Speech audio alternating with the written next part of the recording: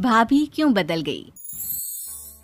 कोयल शादी के बाद जिस घर में आती है वहाँ सास ससुर के सिवा 2 ननदें भी थी, लेकिन दोनों शादीशुदा। कोयल ने सोच लिया था कि वो इस घर को जीत कर रहेगी, लेकिन होता कुछ और है। यार ये कोयल कैसी लगी तुझे? ठीक ही है, बस माँ एडजस्ट कर ले इसके साथ। हम दोनों तो वैसे ही शादीशुदा हैं। चलना कल घर चलते हैं, देखते हैं क्या करती है वो सारा दिन घर पर। ठीक है दीदी, मैं कल आ जाऊंगी।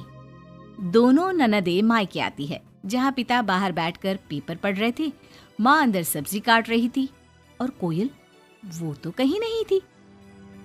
क्या पापा बाहर क्यों बैठे हैं? बहू ने निकाल दिया क्या? चलिए अंदर देखिए, कैसी लू सी चल रही है। चलिए तो। अरे नहीं नहीं, अंदर लाइट नहीं आ रही है, रोशनी भी कम है और हवा भी नहीं है। मैं तो कहता हूँ तुम दोनों भी जाकर चेयर यहीं लगा लो। क्या माँ, तुम क्यों काम कर रही हो? कहाँ है वो राजकुमारी? अरे सुबह से ही कोयल लगी है, मैंने अभी भेजा है जबरदस्ती कि जाओ जाकर लेट लो। पता नहीं क्यों इतना काम करती है। जब से आई है वक्त पर खाना पीना, वक्त पर दवाई, सब की जिम्मेदारी ले ली है उसने। वो तो हम भी कर रहे हैं ना माँ, अपने ससुराल में सभी को तो करना पड़ता है। उसमें वो नया क्या कर रही है? पापा के सफेद कपड़े कैसे पहले चमकते थे, अब देखो तो कितने मैले कुचैले लग रहे। कौन धोता है? धोती तो बहू ही है, लेकिन क्या करे बेचारी, मशीन ही खराब पड़ी है। सबके कपड़े हाथ से धोना, उसके भी तो मुलायम छोटे छोटे हाथ हैं। हाँ हाँ, और हम लोगों के हाथों में तो चक्का लगाए ना। अरे बस भी करो माँ। दोनों बहनें माँ बाप को काफी भड़काने की कोशिश करती, लेकिन कोई फायदा नहीं होता। पर कहते हैं ना, बेटी तो बेटी होती है उन लोगों के जाने के बाद। क्या बात है माँ जी, कोई आया था क्या? हाँ, वो तेरी दोनों ननदें आई थी। अरे तुम मुझे उठाया क्यों नहीं माँ? मैं भी मिल लेती ना दोनों दीदियों से। अरे ना बेटा, तभी तो तू सोने गई थी। मैंने उन लोगों को खाना बनाकर खिला दिया, चिंता ना कर। कोयल को सास की बात अच्छी लगती है, वो अंदर जाने लगती है कि सास उसे टोक देती है। बेटा, वो तेरे ससुर जी के कपड़े काफी मैले कुचैले लगते हैं, थोड़ा ठीक से धोया कर। हाँ जी माँ जी। कोयल सास को कुछ नहीं कहती, लेकिन रात में जब पति आता है तो कोयल उससे कहती है, सुनिए, पापा के घर के पहनने वाले कपड़े काफी पुराने हो गए हैं। मैंने कई बार उसे धोया, लेकिन उनमें चमक ही नहीं आती। अगर आप कुछ पैसे देते तो मैं पापा के लिए घर पहनने के लिए नए कपड़े लेकर आऊं। हाँ हाँ कोयल, क्यों नहीं, जरूर। अगले दिन कोयल खाना बनाकर बैठी ही होती है कि छोटी ननद आ जाती है। अरे नमस्ते दीदी, कैसी हैं? आइए बैठिए, मैं आपके लिए नींबू पानी बनाती हूँ, आपको अच्छा लगता है ना? वो माँ कहाँ है?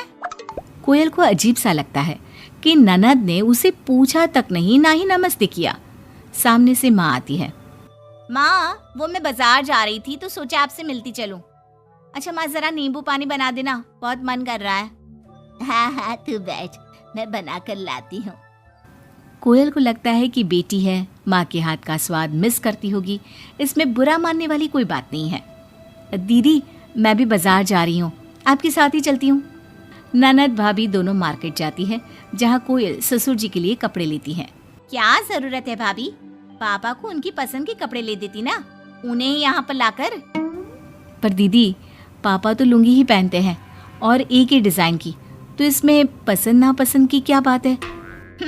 आपसे क्या बोलना।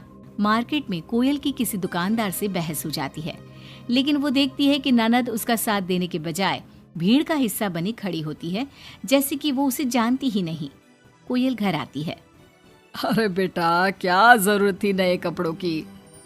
पापा, मैंने ना आपके कपड़े धोने की काफी कोशिश की, लेकिन वो पुराने हो गए थे ना, इसलिए ऐसे मैले से लग रहे थे।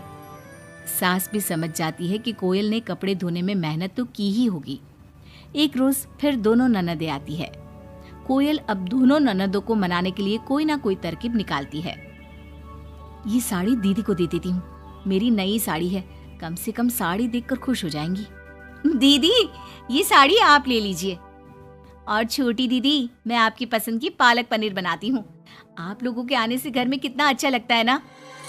दोनों कुछ नहीं बोलती, अब तो जब भी दोनों ननदें घर आती, कोयल के सास ससुर को भी भड़काकर चली जाती, जिसके बाद से ही दोनों का रवैया कोयल के लिए कुछ दिनों के लिए बदल जाता। पता है कोयल, मेरी छोटी बेटी सास को घर में एक काम करने नहीं देती, सारा दिन बिठा के खिलाती है। कम से कम तुझे मेरा साथ तो मिला है, क्यों? कोयल कुछ नहीं कहती, लेकिन अब वो थक चुकी थी। ससुराल के लोगों को प्यार से सम्मान से साथ बांधने की कोशिश कर करके, लेकिन ननदें वैसी की वैसी ही रही। अब कोयल ने सोच लिया कि वो ननदों से बात करेगी। जब बड़ी ननद घर पर फोन करती है, हेलो हेलो कोयल, माँ को फोन देना। सभी को फोन लगा लिया लेकिन कोई उठा ही नहीं रहा। ओह, तभी आपने मेरे फोन पर फोन किया दीदी, और वो भी सीधे माँ से बात करने के लिए। क्यों, मैं नहीं हूँ क्या? या मेरा हालचाल पूछने की आप लोगों को जरूरत ही नहीं है, या मुझसे मतलब ही नहीं है? क्यों? अरे नहीं नहीं, ऐसा नहीं है, वो वक्त ही नहीं मिलता ना घर के कामों को लेकर। दूसरी ननद से भी कोयल बात करती है, लेकिन वो भी वक्त और काम थकान का रोना रोने लगती है। कोयल को लगता है कि शायद उसकी ननदों से बात करके उससे सब सॉल्व कर लिया, लेकिन ऐसा होता नहीं है। ननदों का व्यवहार वैसा का वैसा ही रहता है, जिसके बाद कोयल भी कुछ ठान लेती है। एक रोज छोटी ननद घर आती है। कोयल भी उसे नमस्ते करके कमरे में चली जाती है। ना ही उसकी पसंद का खाना पूछती है और ना ही चाय। बड़ी ननद को भी कोयल फोन करना छोड़ देती है, और ना ही उन लोगों के स्टेटस चेक करती है, ना ही उन लोगों के आने पर हालचाल पूछती है। दोनों ननदों को कोयल का बदला रूप अच्छा तो नहीं लगता। क्या बात है कोयल भाभी, आपको हमारा यहाँ घर आना अच्छा नहीं लगता क्या? लेकिन हम भी क्या करें, मायका है, माँ बाप है, तो आएंगे तो सही ना। वो काम है थोड़ा, मैं अपने कमरे में जा रही हूँ। जो भाभी ननदों के आगे पीछे लगी रहती थी, उन लोगों के खाने पीने से लेकर हर बात का ख्याल रखती थी, उसका बदला रूप दोनों ननदों को अखरने लगता है। क्या बात है कोयल, अब हम लोगों से बात भी ज्यादा नहीं करती, ना ही फोन करती है। वैसे तो आप लोग भी मुझे कभी नहीं पूछती थी ना, आती तो सीधा माँ के कमरे में। फोन में मुझे तब करती जब घर में किसी का फोन ना लगता हो, और करती भी तो सीधे माँ से बात करा दो। मेरे हाथ का ना खाना खाती, ना सीधे मुंह बात करती। तो मैंने भी अपनी दुनिया में जीना सीख लिया है। अब मैं मस्त हूँ और खुश हूँ। नमस्ते। ये बोलकर कोयल वहां से चली जाती है अपनी दुनिया में।